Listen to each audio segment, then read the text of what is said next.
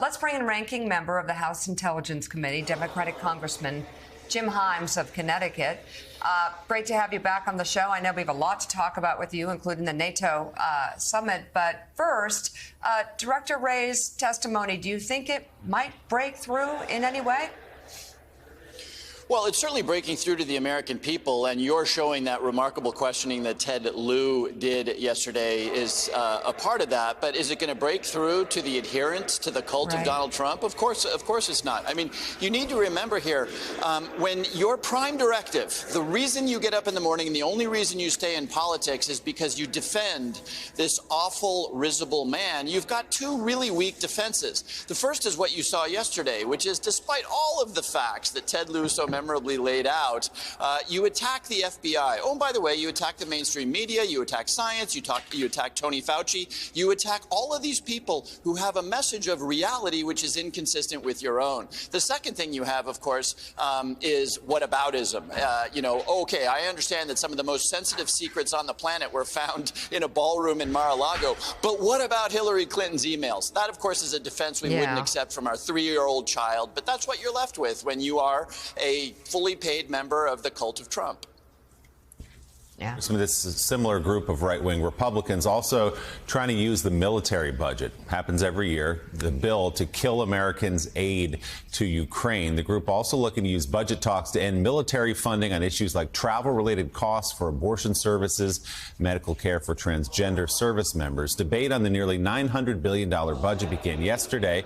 The wish list of those far-right members stands little chance of passing the House as a whole, but those members could delay the passage of the bill. So, Congressman, what's going on here? Take us inside the room. What are they opposed to? Is there a chance, really, that this budget will be held up, or is this purely symbolic? And what do you make of someone in the upper chamber like Senator Tommy Tuberville holding up all these military promotions, including the Commandant of the United States Marine Corps, on this one issue of abortion services in the military? Good question. And in some ways, there's a parallel to the weird sight of the Republican Party, which for generations has called itself the law and order party and called itself the party of the military, now being willing to sacrifice both of those institutions on the altar of their culture war. Now, let me, as long as I'm playing my role of Congress whisperer here, explaining what Republicans are doing with Chris Wray, what's happening with the defense budget is, writ large, Republicans understand that their fundamental policy core, even though there is, maybe not one other than defending Donald Trump, massive tax cuts for very wealthy people, which, remember, was the one big legislative quote-unquote achievement in the Trump administration, that's pretty unpopular. That their desire to cut Medicare and Social Security, pretty unpopular. Economy, pretty good under Joe Biden. And so what they're left with is the one real ammunition they've got, and that is the cultural war issues. In Virginia, they won a governor's election because they got their message out on parents having a role in education. This takes you into the world of transgender rights, into drag queens, into women's reproductive choice. It's the one thing they've got, and what you see with Senator Tuberville, and the reason we may not get a National Defense Authorization Act passed is because that's all they've got, and they're going to put it front and center, even if it means that you're creating risk for the FBI and not getting a military budget passed.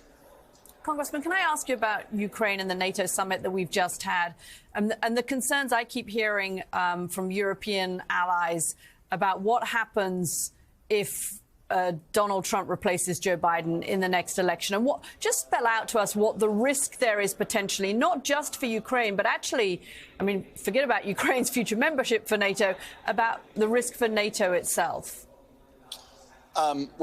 The weird love that Donald Trump felt for dictators, Vladimir Putin chief amongst them, but of course, the quote-unquote love letters to the dictator of North Korea, et cetera, that may tell you all you need to know. And of course, Donald Trump was impeached the first time because of the phone conversation he had with the president of Ukraine, this president of Ukraine, asking for dirt on Joe Biden. So I think that we're okay through the next presidential election. There is in this building those people who would cut aid to Ukraine, but that's a fringy position. Donald Trump becomes president. You know how he feels about NATO. There's no ambiguity about that.